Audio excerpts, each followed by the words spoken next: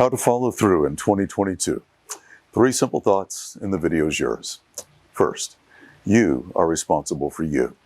Now, that wasn't a very popular concept in 2021, and it won't be in 2022 either.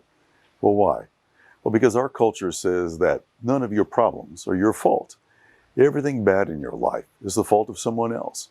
You can blame your parents, blame your siblings, blame your teachers, blame the church, and if all else fails, of course, you can blame God. Blame someone because it's not your fault. Well, the Bible will have none of that. And so Paul said to the Galatians, let each one test his own work, and then his reason to boast will be in himself alone.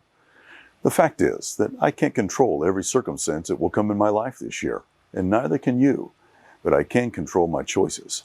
I can choose to blame others for my failures, I can choose to excuse my inactivity, or I can choose to accept responsibility for my life and ultimately my happiness. Whatever you want, intellectually, physically, socially, spiritually, is largely your choice. You are responsible for you. Secondly, you are responsible for progress.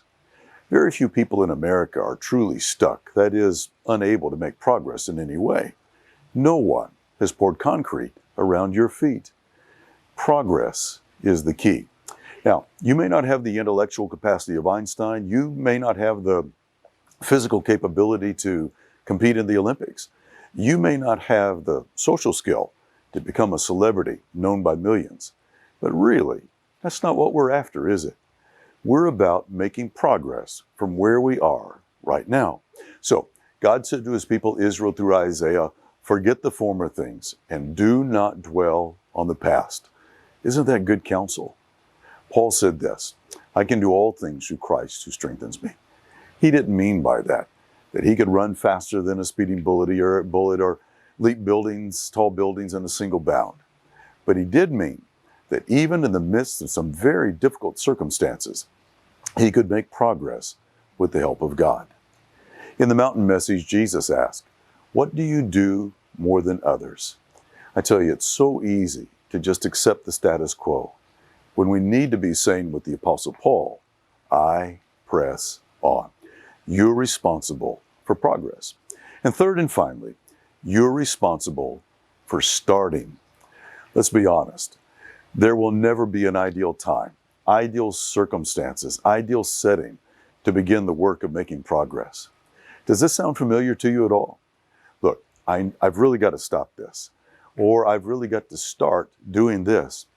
So I'm going to start on Monday. Oh, but wait, Monday's a holiday. Okay, I'll start next week. Oh, wait, next week I'm on vacation. All right, well, I'll start next month. Oh, but, and on and on and on that can go. Solomon said in Ecclesiastes 11:4 that whoever watches the wind will not plant, whoever watches the clouds will not reap.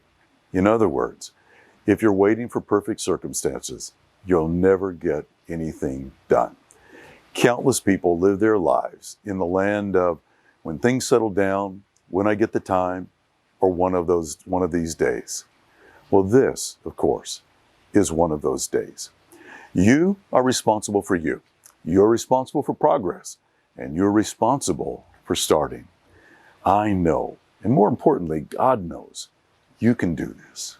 Just a thought.